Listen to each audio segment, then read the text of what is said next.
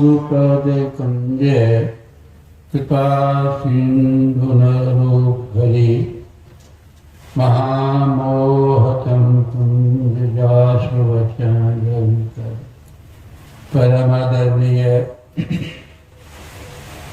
सत्संगप्रेमी भाइयों तथा धर्मशिला बहनों, सर्वप्रथम मैं सबों के अंदर बैठे हुए परमात्मा को अपना प्रणाम निवेदित करता हूँ और साथ ही साथ अनुरोध करता हूँ कुछ स्वर में एक बार गुरु महाराज की जय ध्वनि करें।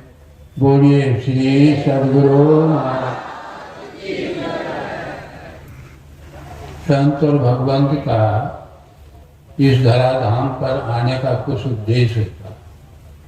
समय समय पर भगवंत का अवतार, संतों का अवतार होता ही रहता है, लेकिन उसका कुछ उद्देश्य है, ऐसे नहीं है। भगवान राम का अवतार त्रेता युग में हुआ, उसका क्या उद्देश्य था? जब जब हुई धर्म की हानि, बाढ़े असुर अधम अभिमानी, तब तब लय प्रभु विविध सरेरा, हरे कृपा निधि सज्जन। जब जब धर्म की हानि होने लगी, धर्म की हानि कब होती? जब अधिकांश लोग अधर्म के रास्ते पर चलना सीखे। धर्म के रास्ते पर चलने वाले का, अधर्म के रास्ते पर चलने वाले अधिक। जैसे कोई आप दुकान खोल के बैठे हैं, आपके दुकान में कोई ग्राहक है तो दूसरे के दुकान में जाता हो। अभी तैसे जो आप लोग आए हैं सब बिहार की ही है, उधरे पे जाए है तो बहुत लोग, 30 लाख से कम नहीं, इसलिए छोड़ो 30 लाख से कम नहीं। उधर अखिल भारतीय होता है तो आप जानते हैं कितनी ही हो। इधर जो है इस ये सत्संग किस क्रिया का नाम है, इधर को लोग जानते ही नहीं, जानते ही नहीं। धर्म की हानि और अधर्म असुर, जब जब हुई धर्म की हानि, बाढ़े असुर। असुर किसको? क्यों तो आप चित्र में देखे होंगे कि बहुत बड़ी बड़ी आंखें हैं, विकराल चेहरा है, बड़ा बड़ा दांत है, देखे होंगे। लेकिन नहीं, असुर उसी को कहता है जो दूसरों को दुख देता है, बंटवारी करता है, चोरी करता है, डकैती करता है, नाना तरह का दुष्कर्म करता है, उसी को असुर कहा जाता है। असुर जो है जो दूसरों को सुख पहुंचाता, हर तरह से परमात्मा का तन मन धन लगा, उसी को सूर कहा जाता। आप देखिए भगवान राम का अवतार जो हुआ, जब जब हुई धर्म की हानि, बाढ़े असुर अधम अभिमान, तब तब लय प्रभु विविध शरीरा, हरे कृपा निधि सज्जन। तब भगवान का अवतार हुआ तो आप देखिए उस परिवेश में त्रेता युग की बात जो है, उस समय किसी तरह का भी आप सुन रहे थे, किसी तरह का दुख नहीं। लेकिन आप देखिए रावण का अत्याचार उस समय सीमा पार कर गया। 1 लाख पुत्र, 1.25 लाख नाती, जा रावण कर दिया। 1 लाख पुत्र, 1 लाख पुत्र, 1.25 लाख नाती। यहाँ जो है अपने यहाँ पुत्र के पुत्र को पोता कहा, आप दक्षिण भारत में पुत्र के पुत्र को नाती कहा। 1.25 लाख नाती क्या एक मंदोदरी से हुआ था? सारी दुनिया के जितनी भी सुंदरियां, यहाँ तक कि स्वर्ग लोग अप्सराएं सबको अपना करके ला, उसी से सब हुआ। अब देखिए कितनी अत्याचार की सीमा बढ़ी। सोने का महाल, रुपये का चाचा, दूध को भेज दिया, जाओ जंगल में साधु महात्मा रहते हैं, हमारे राज्य में रहते हैं, कर क्यों नहीं देते, कर ले आओ, जाओ। दूध जाते हैं, ऋषि मुनि सब जंगल में जो ध्यान भजन करते थे, उनसे जाकर कहते हैं कि आप लोग रावण के राज में रहते हैं लेकिन कर नहीं देते हैं। का हम लोग कहाँ से कर देंगे, हम लोगों के पास पैसा है, हम लोग तो जंगल का फल फूल खाते हैं और सुन भगवान का सुमिरन करते हैं, हम लोगों के पास पैसा वैसा नहीं।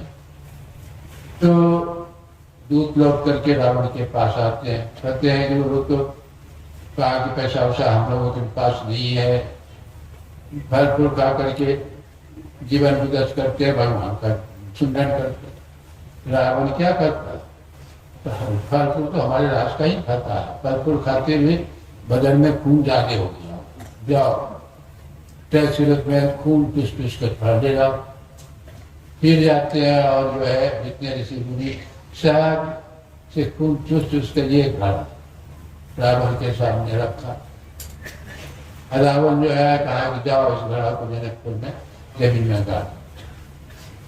अब देखिए अत्याचार की सीमा थी, तब भगवान को प्रगट, भगवान जब प्रगट हुए क्या किया, सब अत्याचारी जितने सबको समाप्त कर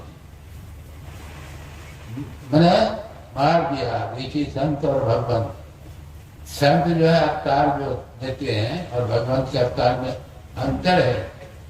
असुर जो है जितने थे सबको संहार कर दिया, लेकिन संत जो है संहार करते नहीं, उसको समझा बुझा कर ज्ञान दे करके गलत रास्ते से सही रास्ते पर लगाते हैं। लेकिन इसीलिए भगवान ने कहा कि मोती अधिक संत कर दे, हमसे भी संतों का दर्ज। अरे भगवान ने हम आपको रचाया सृष्टि किए हैं, लेकिन हम लोग जो कुछ बने हैं सीखे हैं तो सिखाने को यार भगवान नहीं, वही गुरु। एक अक्षर भी हम आप सीखे हैं गुरु से, गुरु का दर्जा भगवान से ज्यादा। इन लोक नौखंड में गुरु ते बड़ा न कोई, करता करे न करी सके गुरु करे सो। अरे कहते हैं ये देखिए जंगल या पहाड़ ये सब सृष्टि जो जितना है परमात्मा की रचना है, परमात्मा की रचना।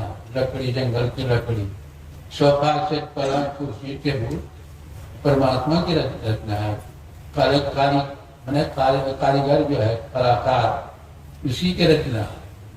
संत कलाकार होते तो खोट जो है खोट को हटाते, पत्थर रास्ते में पड़ी है लोग उस पर थूकते हैं, मलमूत्र विसर्जन करते, वही पत्थर जब कलाकार के हाथ में पड़ जाता है तो छेनी हथौड़ी से उसको तराशता है, गढ़ता है और मूर्ति का रूप देते। दिवाले में लोग स्थापित करते हैं, प्राण प्रतिष्ठा की जाती है, तब जो है उसकी पूजा होती है। सभी पत्थरों की पूजा होती है? नहीं, इसी पत्थरों की जो कलाकार के हाथ में, संत सदगुरु के कलाकार के हाथ में। गुरु कुम्हार शिष्य में घड़ी घड़ी काले को अंतर सहार हाथ सहार दे बाहर बाहर। गुरु कुम्हार आपके सबके अंदर वो देवत्व, जैसे पत्थर में देवत्व छिपा रहता है, उसको उद्घाटित उसको करने वाला कलाकार, इसी तरह हम आपके अंदर वो छिपा हुआ है, वो छिपा हुआ है, वह देवत्व हम आपके अंदर छिपा है, वो सदगुरु रूपी कलाकार उसको उद्घाटित करता है, प्रगट। इसीलिए ये संत और भगवंत के अवतार में अंतर है, संत और भगवंत के अवतार में अंतर है। इसलिए आप देखिए जब रावण को मार करके सिंहासन पर बैठे भगवान, गुरुजन पूजन जितने थे, प्रजाजन जितने थे, सबको बुला करके उपदेश किए। जब मनुष्य की कर्तव्य विमूढ़ हो जाता है, कर्तव्य का ज्ञान नहीं रहता है, क्या करना क्या नहीं करना, जब ज्ञान नहीं रहता है तब संत भगवंत जो है वो दिलाते हैं क्या करना है, क्या करना चाहिए, कर रहे हो क्या, करना चाहिए क्या, कर रहे हो क्या। ये शरीर जो है भगवान कहते हैं शरीर हम किए हैं किस लिए, बड़े भाग से कहते बड़े भाग मानुष बन पावा। आप देख लीजिए भाग से तो हम आपको जो भी अच्छाई मिली है वो भाग से ही मिली है। कोई अमीर है, कोई धनी ज्यादा है, कोई सुंदर है, कोई कुरूप है, सब आप देखिए जितनी भी अच्छाइयाँ आपको मिली है वो भाग, अच्छे कर्म का नतीजा जो है अच्छा सुख और बुरे कर्म का नतीजा दुख। जो आप जितने लोग यहाँ बैठे हैं सबकी परिस्थिति एक तरह है, एक तरह देखने में लगते हैं। कोई गरीब है, कोई अमीर है, कोई बुढ़ा है, कोई आप देखिए, ये तो आप जो है ये जितनी भी अच्छाइयाँ हम आपको मिली हो, आप अच्छे कर्म भाग में हिस्सा होता है, कर्म के अंदर भी तो मिल रहा है, तो बड़ा भाग नहीं है। कितनों मिलेगा तो आप दुख से नहीं छू सकते। दुख से आप कितना बड़ा राजा बन जाइए, कुछ भी बन जाइए, लेकिन दुख से आप नहीं छूट सकते। लेकिन भगवान कहते हैं ये शरीर हम दिए हैं किस लिए और कर रहे हो क्या? कितने लोग इस बात को जानते हैं ये शरीर किस लिए मिला है? एक महात्मा ने किसी से पूछा, अरे ये तुम क्या करते हो?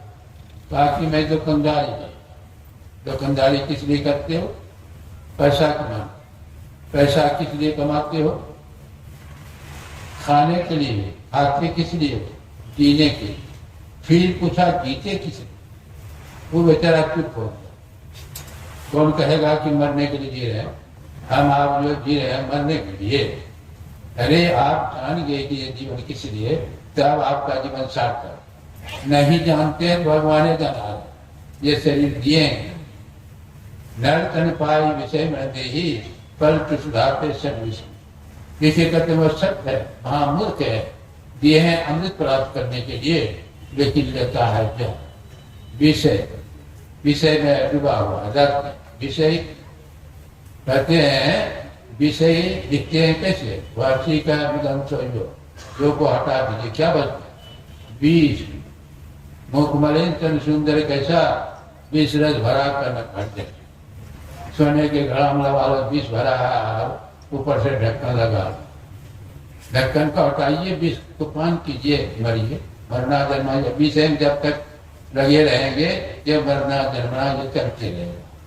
क्योंकि ये विषय पांच विषय जो है ये भवसागर कहा है संसार में।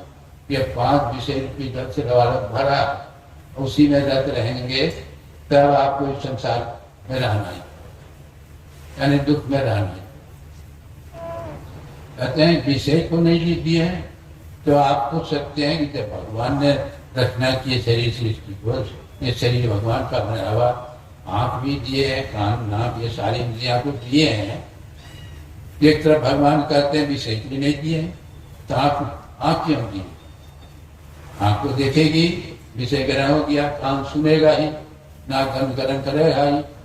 आप देखिए कहते हैं एक तरफ विषय के लिए नहीं आए, एक तरफ जो है ये सब दिए क्या? भगवान से कहते हैं आप कौन दिए? भगवान कहते हैं हम आंख दिए हैं देखने के लिए, ताकने के लिए नहीं दिए। अरे ताकना और देखने में फर्क है। ताकना, जैसे रावण ने सीता माई को देखा था, ताका था। प्राप्त करने की कामना से जो देखा जाता है उसी को ताकना, प्राप्त करने की कामना से। सीता माई को उठा के ले गया, नतीजा क्या हुआ? रावण को लोगन हारा, गुल में रोने वाला।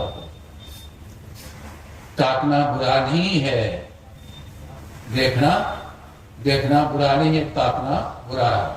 खाना बुरा नहीं है, ताकना बुरा है। लोग खाते हैं कि ताकते हैं? आप विभिन्न तरह का मसाला इस तरह के बनाते हैं खाना, तो चाहते हैं कि खाते हैं? आप देखिए खाना भी तीन तरह का होता है, रजोगुनी, तमोगुनी, सतोगुनी। आप खाना खाएंगे तब तो तन मंडल से ऊपर उठेंगे, ध्यान आगे बढ़ेंगे, आपको आलस आएगी नहीं। तमोगुनी खाना जो है, जो मांस में से अंडा शराब सब खाने वाला जो है तमोगुनी खाना है। हमारे सत्संगी जो है तमोगुनी तो नहीं खाते हैं, लेकिन रजोगुनी तो खाते हैं। रजोगुनी मन को चंचल करता, विभिन्न तरह का मिष्ठान क्या क्या बना के खाते हैं। मन जब ध्यान में बैठेंगे, मन जो है चंचल ज्यादा। सतोगुनी खाना मतलब कहने की विषय को शोध कर लेना। विषय को आप शोध कर देंगे तो आपका शरीर ठीक रहेगा। बिना सोधे जो मन सो खाइए, भूखे भजन न हो, पेट भरे अलसाए, जो चाहो हरि भक्ति को आधा पेट ही खाए। आधा पेट खा सकते हैं, आधा पेट नहीं खाइए तो भूख रात भोजन करो, 4 रोटी खाते हैं चीने का, लेकिन नहीं यदि कुछ बढ़िया बढ़िया तो देखिए विषय को शोध कर लेना। देखते हैं मक्खियां सब जो है हलवाई दुकान पर लेते गुड़ का टीम सब मक्खियां आती है, अपने परिवार के साथ वो दूर कर जाते, बीच में जाकर के बैठ जाते, खूब खाती है। जब उड़ने का समय हुआ, पेट भर गया, उड़ने का समय, वो क्या करती है, उड़ने का प्रयास करती है, उड़ सकेगी। अब मक्खी बैठती गुड़ पर, पंख गए निपटा, हाथ मरे और सिर गिरे लाल दिखे। मक्खी को दिखे ऐसे साथ करिए माथा मारे, सब मक्खी मर गए। एक मक्खी वह है होशियार मक्खी जो तीन के किनारे बैठते हो, गुड़ खा करके वो फिर उड़ जाते हैं। दोनों जो है विषय सेवन किया, एक जो है शोध कर किया और एक बिना शोध, विषय को शोध कर दीजिए, शरीर के लिए तो लेना ही पड़ेगा, और निर्विषय तत्व को प्राप्त करना। अमृत उसी को कहा गया, अमृत है बातों की बात, अमृत है संतन के पास, दरिया अमृत नाम नंद जाको पीपी अमर वैसा। अमृत जो है कौन ऐसा शरीर में चीज है कि जब तक वो शरीर में है, शरीर मरेगा। कुछ तो है, विचार कीजिए, कुछ तो है कि नहीं, शरीर से निकल जाता है, शरीर मर जाता।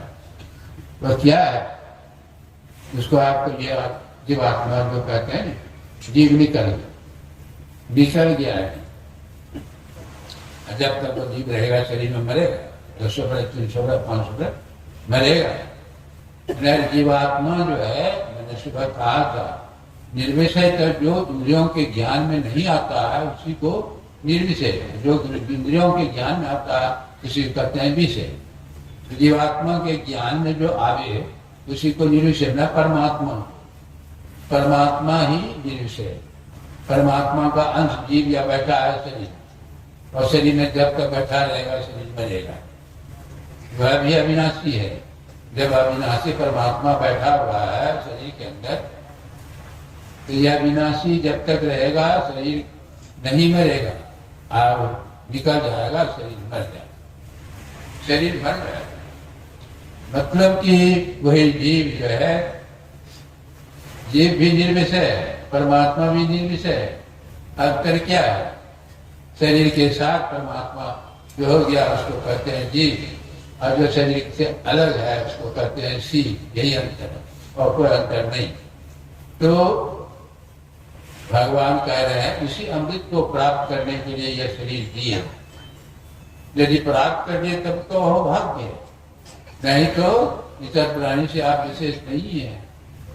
विशेष सुख हम लोगों से ज्यादा इतर प्राणी करता है। देखने का सुख साधारण पक्षी को 8 गुना, 10 गुना, गिधाई दृष्टिया पार देख लीजिए। हनुमान जी बांदी सेना के साथ सीता माई की खोज में निकले, खोजते खोजते कहाँ गए, संपाति के पास, जटायु का भाई की। संपाति कहते हैं कि आप लोग कहाँ भटक रहे हैं, कहाँ घूम रहे हैं। हनुमान जी बख्शीश हम कहते हैं कि भगवान की भार्या की चोरी हो गई है, उसी के खोज में हम लोग इधर भटक रहे। संपाति क्या करता, अरे मैं तो यहीं से देख रहा हूँ सीता माई अशोक वाटिका में लंकापुर में बैठी है, वहाँ 1600 किलोमीटर दूर। आप बताइए 1600 किलोमीटर हम लोगों को दिखाई पड़ती है। मैंने विषय सुख हम लोगों से ज्यादा इतर प्राणी पर होता है, तो विषय सुख ही चाहिए तब तो इतर प्राणी का शरीर देना पड़ेगा। यदि विषय में लग करके रहे तो इतर प्राणी के साथ शरीर में जिस विषय की लत जिसको ज्यादा होगी उसी प्राणी के दांत में शरीर में जाना पड़ेगा। तो इसीलिए संतों ने कहा कि निर्विषय तत्व को प्राप्त करो। निर्विषय तत्व को प्राप्त करने के लिए कहीं जाने का जरूरत नहीं है। इंद्रियों के साथ जब तक रहेंगे, विषय कहीं भी जाइए, मथुरा वृंदावन कहीं भी जाइए, इंद्रियों के साथ जाइए, वहां विषयकरण होगा। विषय से आप नहीं छूट सकते। विषय से छूटने के लिए धारा जो संसार विमुख है उस धारा को अपने अंदर समेटो। सीधी बात, आपने वह धारा जो आंख से निकलती जाती है, आंख बाहर देखती है धारा, उस धारा को अपने तरफ करो। अपने तरफ करो। सब धरा कान नाक ये सब इंद्रिय पूरी है तब तो बाहर की तरफ देखना सुनना होता है। उस धारा को हाँ उधर से हटा दीजिए, बाहर का देखना सुनना बंद हो जाएगा। तो ये तो सब अनुभव करते हैं। जैसे हम लोग सो जाते हैं, गाड़ी में चढ़ जाते हैं, तो धारा जो है विश्व में इंद्रियों के घाटों से हट गई। अभी जागृत में हम लोग हैं 14 इंद्रियों के साथ, स्वप्न में जाते हैं तो 10 इंद्रियां छूट लेती, 5 कर्म की, 5 ज्ञान, 4 इंद्रियों के साथ रहते। और फिर गाड़ी में चढ़े जाते हैं तो फिर वहां 3 इंद्रियां छूट जाती, मन बुद्धि अहंकार एक इंद्रियों के साथ रहते। वह चित्त है, चित्त एक इंद्रिया है, दोनों सेंस में प्रयोग। चित्त वृत्ति के विरोध का नाम ही योग है। चित्त किसको करते हैं? चित्त वह भूमि है जहाँ विचार उसका। जैसे आप बैठे चुपचाप, विचार उठा, अब हमको जाना है देवरिया, विचार उठा, मन का काम है क्या? संकल्प विकल्प करना, जाना चाहिए कि नहीं जाना चाहिए। अब संकल्प विकल्प हो, बुद्धि निर्णय देगी। बुद्धि आपकी यदि सबल है, उसी तरह का निर्बल है, उसी तरह का निर्णय। यदि आप सत्संगी है, उसका कहेंगे कि नहीं सत्संग छोड़ के नहीं जाना बाद में। अब जो नहीं है लेकिन ये सत्संग बराबर होते रहता है, इसे चलना। देखिए बुद्धि निर्णय जब काम करके रहता अहंकार, कभी वह वृत्ति उठे नहीं, वह उठने नहीं दी। जितनी वृत्ति के निरोध का नाम योग है। कल इस पर सुनेंगे। अभी तो इतने समझिए कि वह कहीं इंद्रियों से करते हुए को प्राप्त करने कहीं जाने का जरूरत नहीं है। इंद्रियों घाटों से अपने को समेटना है, समेटेंगे जो बिखरी भी धारा है समेटेंगे तो वो धारा जो है उलट जाए। गगन धार गंगा बहे कहत शांति जाना। गंगा उल्टी धारा, जैसे चेतन धार ब्रह्मांड से नीचे पिंड की तरफ आई है, वही धारा उलट करके ब्रह्मांड की तरफ जाएगी। स्थूल शरीर से ऊपर करके जाएगी सूक्ष्म शरीर में, और सूक्ष्म शरीर से ऊपर जाएगी कारण शरीर में, कारण शरीर से ऊपर जाएगी महाकारण में। तब चेतन का शरीर, तब उसको अपना ज्ञान हो जाता है कि यह मैं सारे शरीर के वस्त्र कर गए, जिससे नख से सीख कर दिखते हैं, सीधा जितने शरीर रूपी कपड़ा है सब उतर गया। वह एकदम जो है तो यह ज्ञान हो गया कि यह मैं अहम ब्रह्मास्मि। अब उसी ज्ञान में ब्रह्म का ज्ञान होता है। जैसे अभी शरीर ज्ञान में संसार का ज्ञान हो रहा, उसी तरह आत्मज्ञान में ब्रह्म का ज्ञान होता है। अब कल आप सुनेंगे, अभी विशेष समय हो रहा है ध्यान का। यहाँ तो ध्यान का विशेष महत्व है। संत मत में टाइम का बहुत महत्व है। टाइम का महत्व नहीं देंगे तब तो अवश्य हो जाएगा, कुछ से कुछ होगा। इसलिए हम आगे नहीं बढ़ेंगे। यही कर करके आपकी वाणी को विराम दे रहे हैं। बोलिए श्री सद्गुरु।